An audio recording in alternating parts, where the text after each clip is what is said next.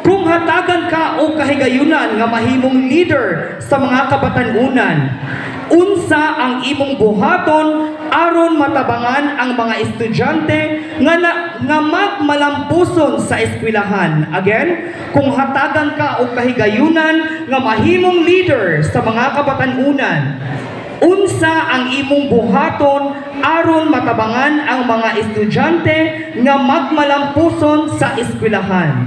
Salamat sa pagkakana. Ngayong gabi ganatong tanan, ilabi na atong mga orado. Kung ako may mong leader sa mga kabatanunan, tabangan ako sila ang mga estudyante aron sila magmanampuson sa pag-eskwela. Pinagi sa pagdasig ug pagtabang sa ilang problema.